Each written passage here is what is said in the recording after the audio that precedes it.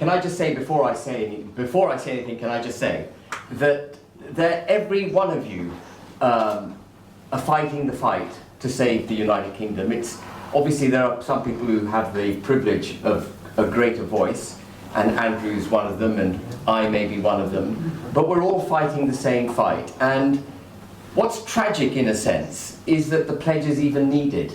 Because if you read down the list, all of it should be basic British common sense, shouldn't it? If you are a British citizen and you believe in the United Kingdom, every single one of these things should automatically follow. Certainly when I was brought up, I've got my old school tie on, when I was brought up, I was taught to be proud of this country. I was taught that our forefathers were phenomenal. The agrarian revolution started here, the industrial revolution. We were at the forefront of scientific development. We had the best common law. We had the best empire, and I'm very proud of the empire. My father was a beneficiary of the empire, having been born in what was then British India, became Pakistan. So I see the United Kingdom from that historical context, a context where Christianity was the blanket which wrapped us but protected the United Kingdom's values and culture, and through which our fantastic democracy, our judicial system, our common law, our thirst for our hunger for knowledge, our preparedness for diversity of thought, all of that came out of those roots. And what we've developed over the last, I think particularly last 27 years since Tony Blair came into office, is a preparedness to put individuals above and beyond and to the detriment of the country, to the majority. We say we live in a liberal democracy. Actually, we have set aside democracy in the pursuit of liberalism. And when you champion the individual at the expense of the majority, what you end up with is the kind of shutting down of free speech that Jeff was referring to, and David before him. Because in order for the majority, in order for the nation to give up that which is best for the nation, you can't have free speech. Can you see that? Because the majority would speak up against it. And so when you head for this extreme form of liberalism that we've got, you then you have the results and the symptoms against which the pledge is kicking back.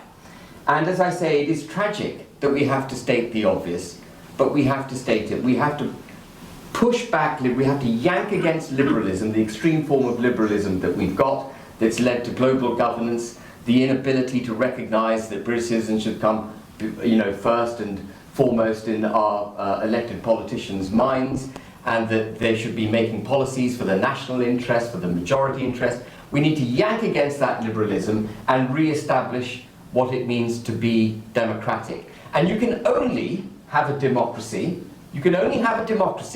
if you understand the nation state. Democracy is not some kind of fluid thing that you can globally apply. It requires a nation state through which to operate. You can't have a democracy for the United Kingdom if you don't understand what is the United Kingdom of Great Britain and Northern Ireland. And thank you very much for identifying the Northern Irish issue, because it is absolutely vital. If you have a political class that is prepared to hand over 1.8 million people that are not in a British protectorate, not in a former colony, but a part of the United Kingdom, we are done. We are done as a country. And that's precisely what they've done. They see it as a bureaucratic, technocratic thing.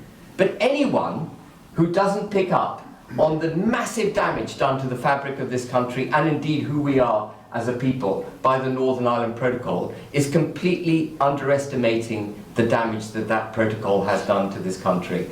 And as you said, Jeff, next week, or in a couple of weeks' time, they're going to be voting on the protocol in Stormont. And effectively what Stormont is going to be asked to vote for is for the elected politicians of Northern Ireland to give up their right to represent their people.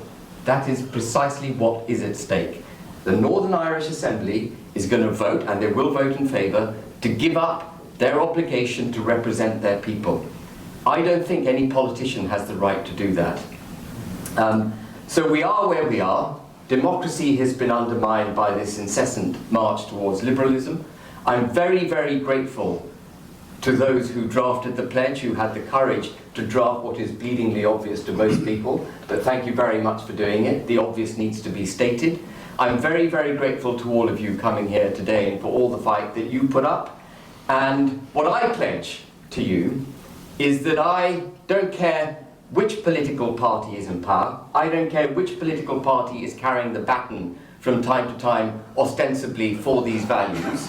I will fight for these values for the rest of my life, inside a political party, or if necessary, outside it, and if absolutely necessary, in my own political party, whatever it takes to get these pledges done. Thank you very much, ladies.